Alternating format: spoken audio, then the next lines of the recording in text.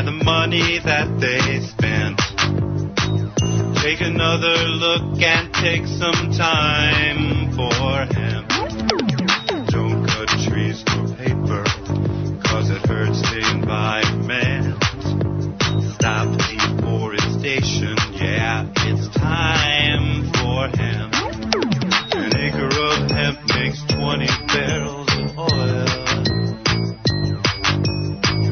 No need for pesticides to poison all our soil. People got no food, they got no clothes, they got no rent.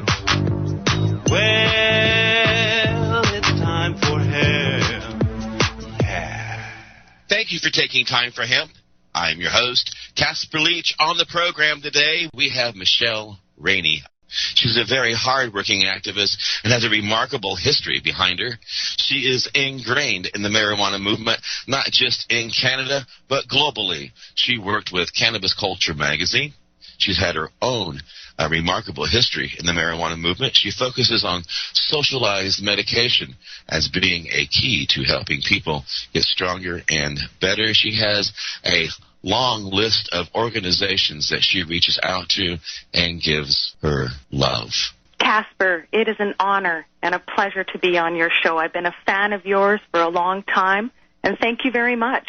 Well, I mean, that's heartfelt. You are a tremendous activist. You've been working hard in the marijuana movement. You've been in the marijuana movement a while now. You're not new to this. When did you start getting involved in trying to raise the voice and teach people the truth about this wonderful plant? 1999. And what drove you into it?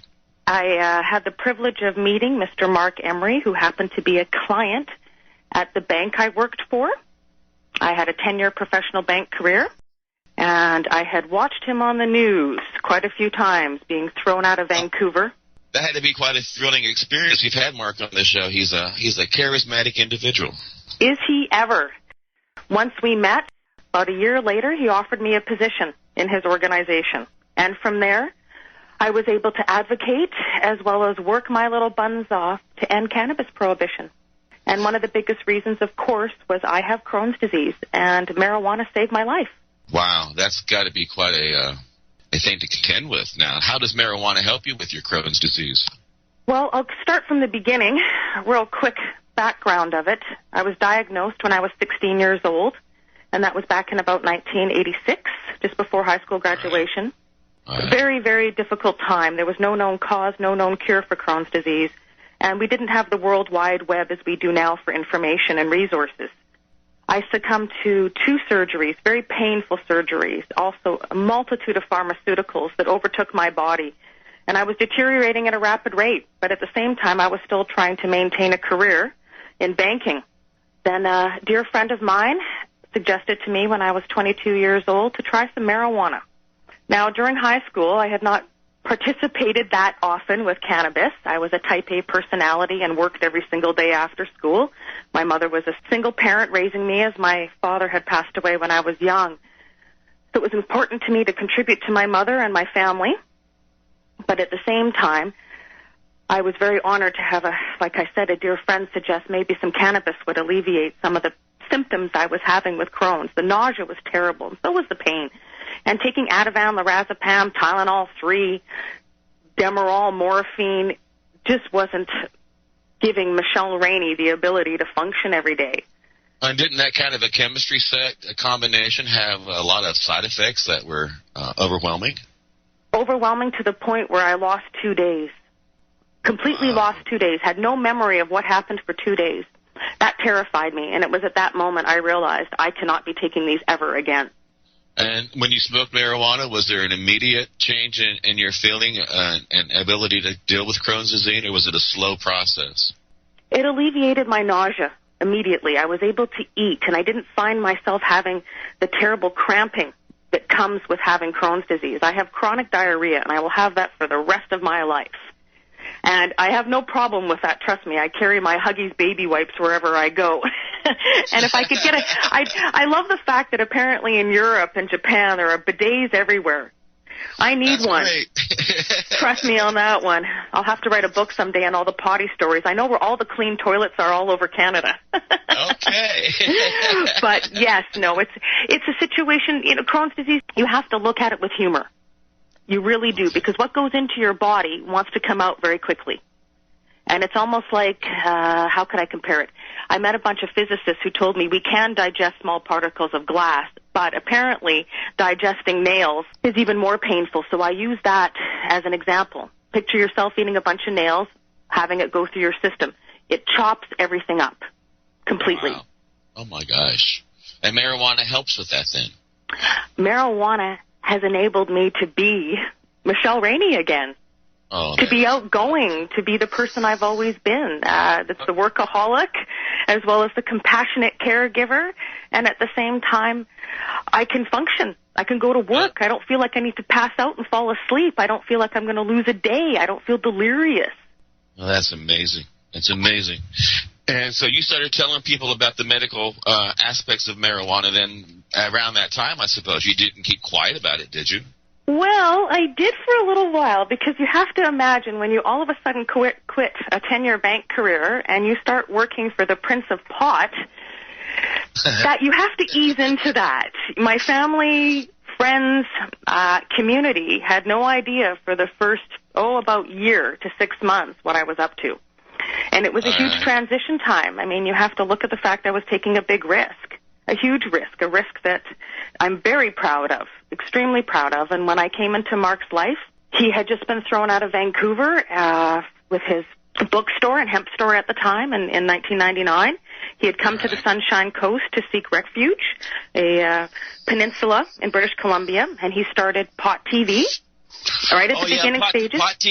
Pot TV played some Time for Hemp's videos and was real helpful in getting marijuana's voice raised there with the Time for Hemp video series. I want to thank you, Chris Bennett. So, yeah. Well, I had the honor of hiring Chris Bennett and firing the original person that Mark had working for him at Pot TV. And I'm very, very proud of Chris. He is a mentor to me, someone that gave me such insight and history into cannabis. And there's so many people. I mean, God, Mark Emery, of course. I mean, the Prince of Pot gave me a fantastic education, but there were many others, too. Richard Cowan, who had previously been a director of NORML. David Malmo-Levine. I mean, historians that have dedicated many, many years into ending cannabis prohibition, but doing it with education. And that's extremely important. People need to understand, and none of us. And it's weird. I feel like I got a twin here because, Jack Harry was like the Prince of Pot in America, only he didn't get drug off and thrown into jail. I got to go to work for him. And a lot of the people that you've just mentioned have either been a guest on the show or one of my mentors or friends. It's amazing. We've traveled in the same circles for so long. Oh, I know. That's why I'm so honored to talk to you, Casper. I really am. There's so many fabulous things that all of us are doing. But I will get back to Casper, something that you were asking me about earlier, if and when I came out of the closet. Yeah, because that's an important moment. When did you, Michelle, come out of the closet as a pot smoker? When Mark and I put together the BC Marijuana Party, a political party in 2001. I had no choice. Is this like, now you mean like a party? You mean like voters and registration and candidate, not like a Saturday night jam out, right? No Saturday night smoke out in this one, baby. This was all political. All political.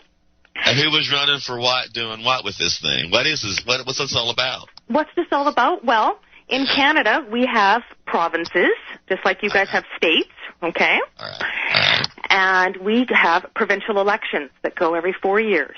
And in the province of British Columbia, we have 79, I'll use districts. The real term is ridings, but in your world, it would be districts. And out of those 79 districts, political parties being the New Democratic Party in British Columbia, the Liberal Party, the Green Party, the British Columbia Marijuana Party, all ran, the BC Liberal Party all ran in the election. Now, Mark and I put 79 candidates in 79 of those districts. Now, we made political history because a first-time political party cannot achieve, realistically, putting all candidates in all ridings, but we did. And we did a hell of a job. We even took cool.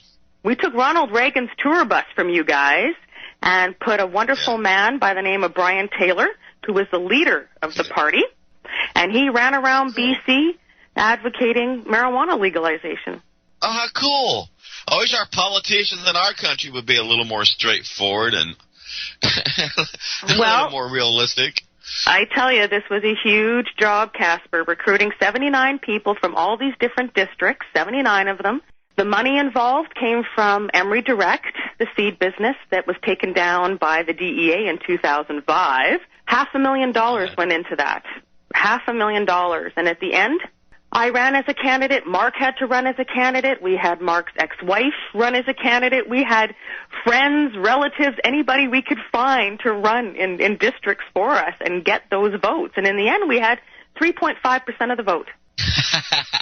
And worldwide attention, Casper, the BBC, CNN. And people were starting to realize, oh, my God, marijuana. How on earth could you have a political party called the Marijuana Party and actually get almost 4% of the vote? Yeah, no kidding. That's amazing. Just to get 1% would have been amazing, let alone 4. That is a time that I will be proud of for the rest of my life. It was an achievement that was so overwhelming for Mark and I both. I bet, and it gave you an opportunity to meet a lot of people and to get into a situation where you could actually do some good in your communities.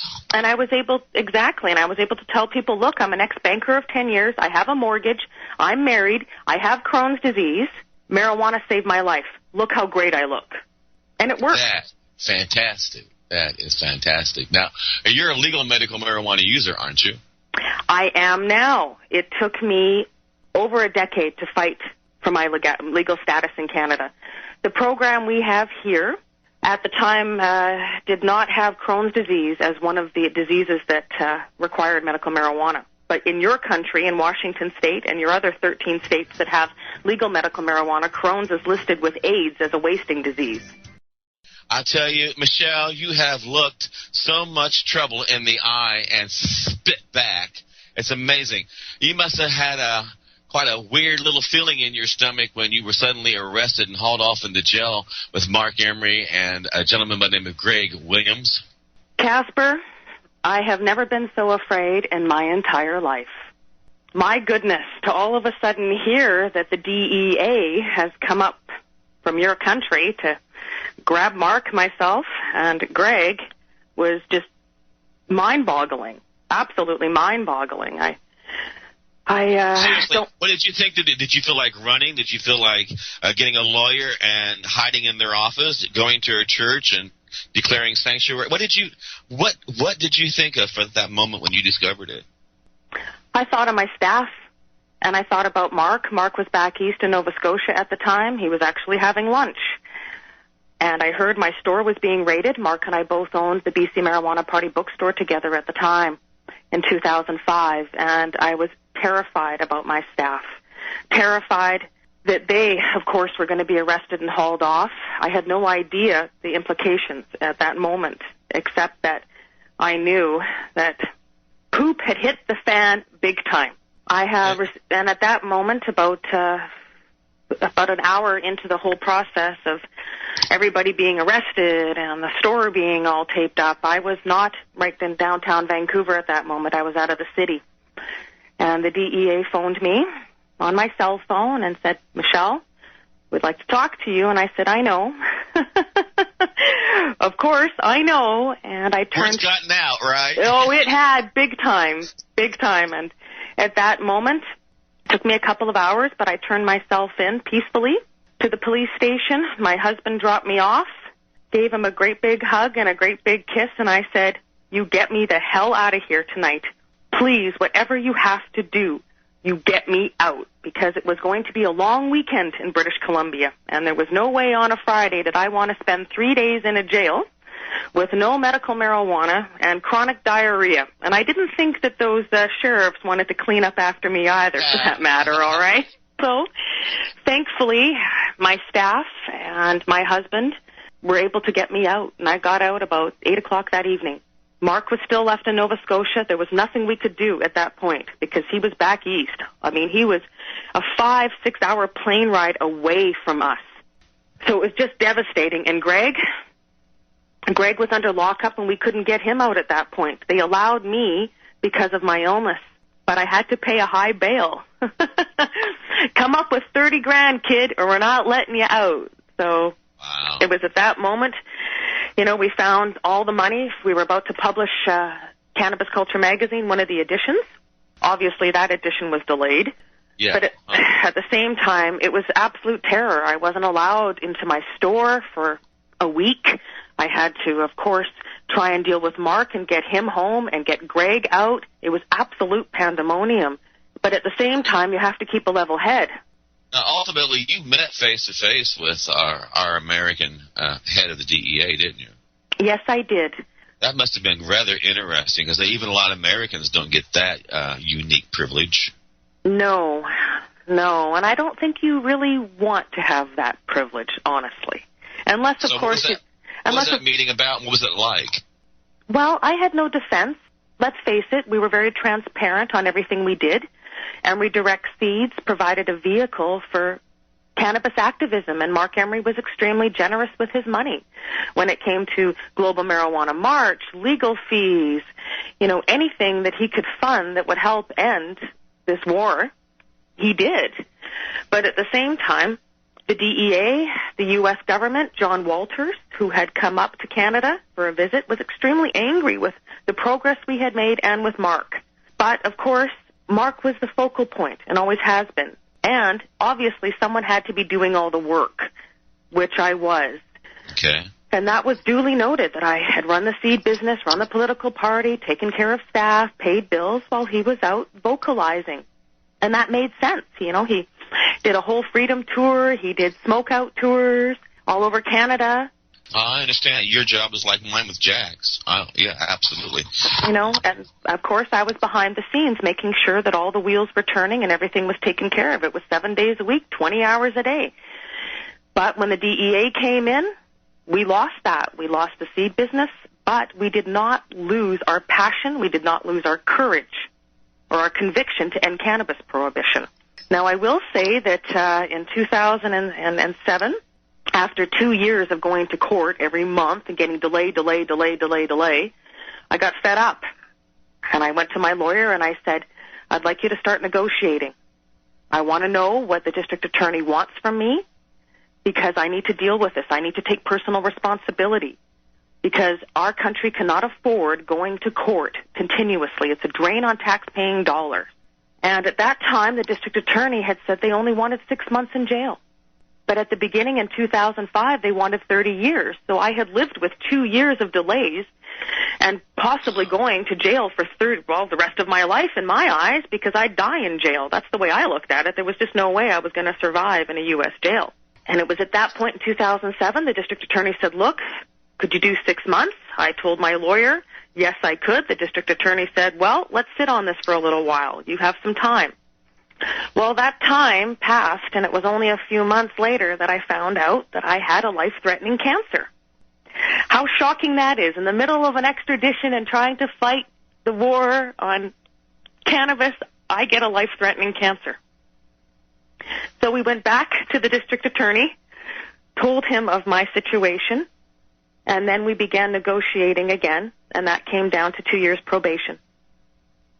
Now, Mark had no effect on the outcome of my situation. Right. I did that myself, and I know there have been many rumors that Mark had made an agreement and a deal for myself and Greg, but that is not true. Mark did not make any deals for myself and Greg. In fact, I can tell you that my situation aided Greg, and I'm hoping it has aided Mark. We originally were charged with 3 counts. One was conspiracy to manufacture marijuana, conspiracy to distribute marijuana seeds, and conspiracy to engage in money laundering. And during my negotiations, I was able to have count 2 and count 3 dropped, which was distribution and engagement of money laundering. So all we have is 1 count, conspiracy to manufacture marijuana. Wow. What a road. Casper, I fought. And not only did I fight, I also protected. This was a horrible, horrible time. I mean, I can't even begin to tell you that I have not really talked about it, Casper, very much. I have a show called Michelle's Medicinal Marijuana, where I do a pot and politics shtick, and hopefully I'm coaching people into how to get involved with ending cannabis prohibition. And it was very rare that I mentioned the extradition, because I did not want anyone to focus on me and the extradition. I want everybody to focus on ending cannabis prohibition. That was the most important thing to me, is to help patients like myself access medical marijuana safely without being ostracized and without being demeaned and humiliated by the public or your politicians or your healthcare system. I mean, it's a travesty beyond belief, but I will say internally I suffered, not discussing it very often, and now I'm able to finally say, my God, thank you, Lord, for saving me. Thank you for everybody being so supportive and kind during a very difficult time. And I have not given up. I am going to continue to advocate, as I have always done. Medicinal Michelle is going to someday be the second Prime Minister of Canada. Female Prime Minister of Canada is what I hope for. I hope so, too. Now, the reason I did have to negotiate, and there was no negotiating, like I said, I had no defense. Everything was blatant on cannabis culture forums, on Mark had talked about everything we had done, on 60 Minutes all over the world. We were very vocal. So, like I said, I had absolutely no defense. But at the same time, I also knew that 99.9% of people under extradition get extradited. No ands, if, buts, or maybes. You're not kidding. Our country's pretty adamant about a success rate. And that's why I was willing to take the 6 months jail time in a U.S. prison. Totally, completely. And then all of a sudden, God gave me cancer. But he needed me to prove, well, hey, he needed me to prove again that you can look this good and survive on medical marijuana. I suppose, but, it's a heck of a fight. How do you do that? How do you roll out of the rack each day and hit the ground running, like you say on your website? I'll never be a mother in the sense of the word of having a child, okay? It's a personal reason, being that I can pass on Crohn's disease and I can pass on cancer now. I would never want to do that. So I have taken upon myself to make everybody the children to me and to help as much as I can and to give it to my community, and it starts in your community. No matter what, you have to protect the ones around you first before we can start helping others on the outside. And I think you will understand what I mean by that. We have so many people that are starving, even in Canada.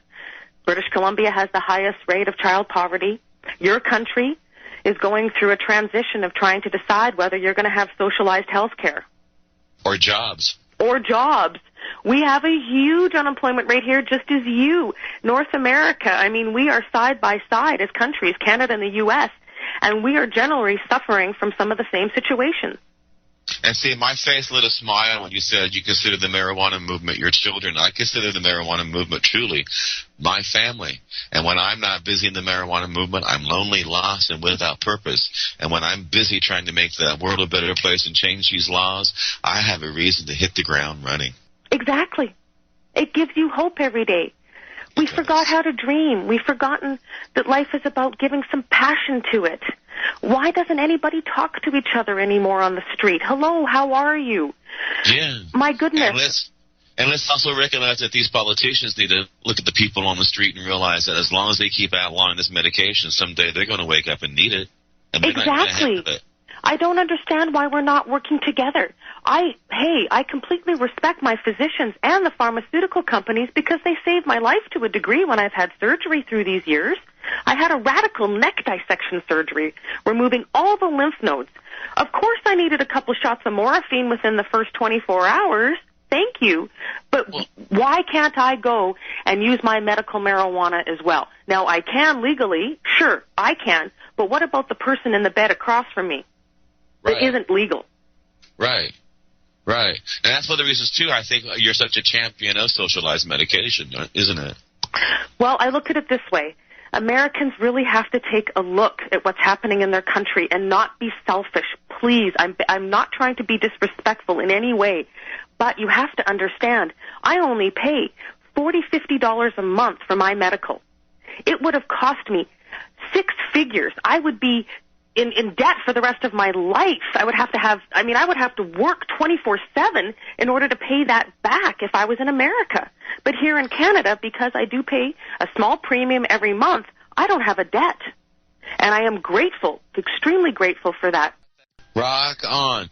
You know what it's like to need medical marijuana. It's not like an option for you. You go through quite a lot. Our listeners aren't really fully aware of the agony that each step in your life can be.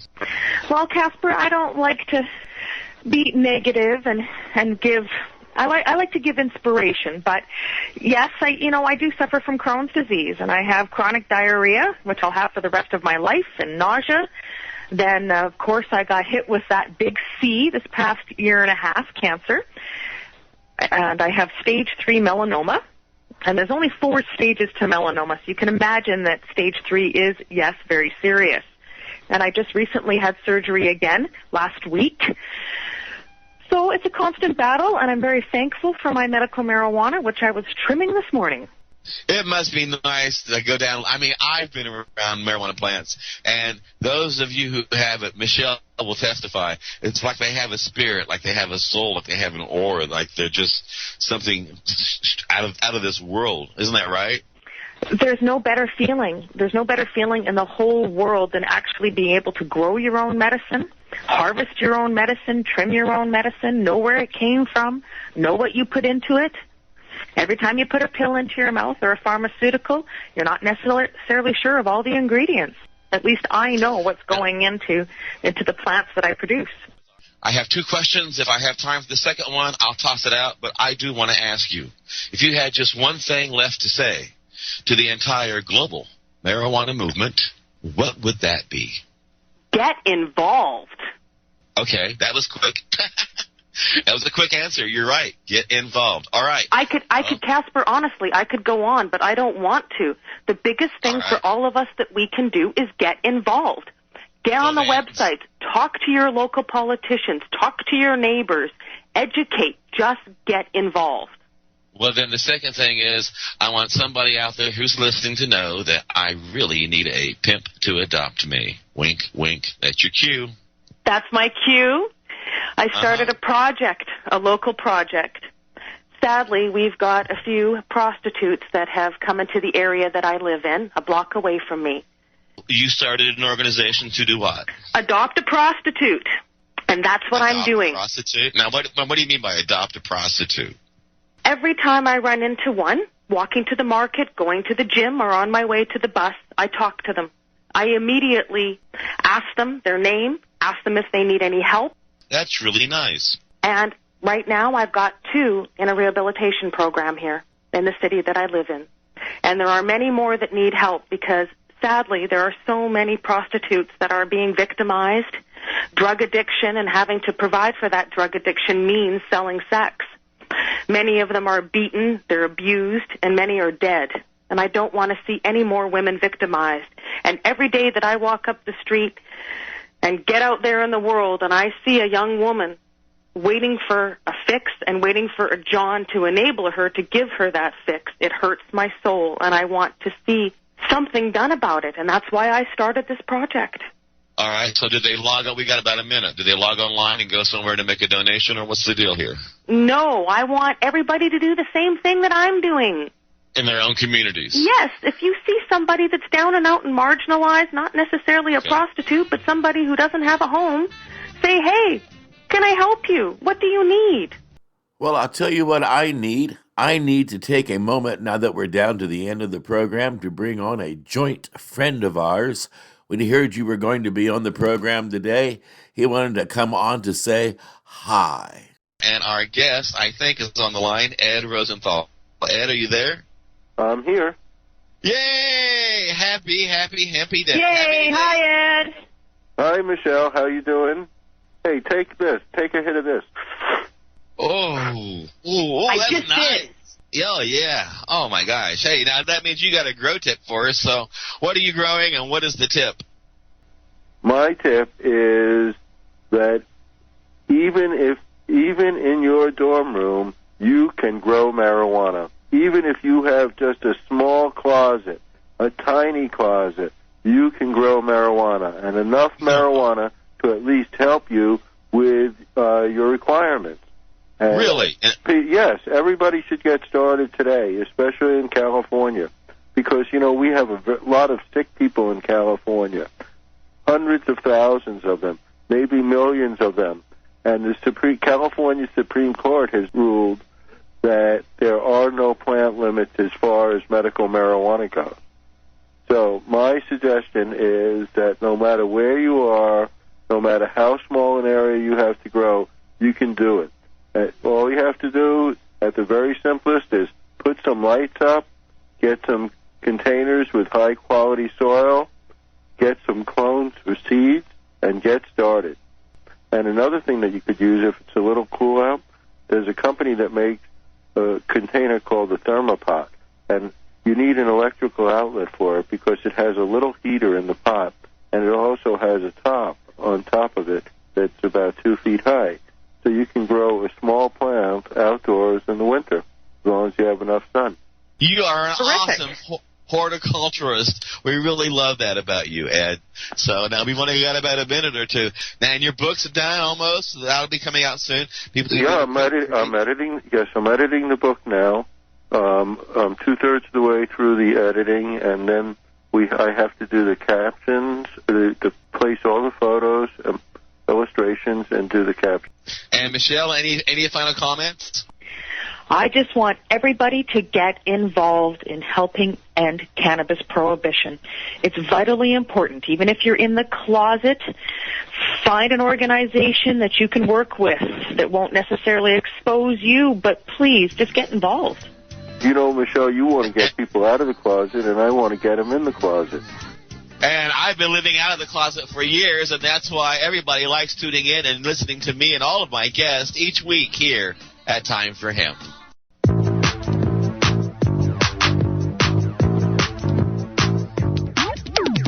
Look at all that money, yeah, the money that they spent. Take another look and take some time for hemp. Don't cut trees for paper, 'cause it hurts the environment. Stop deforestation, yeah, it's time for hemp. An acre of hemp makes 20 barrels of oil.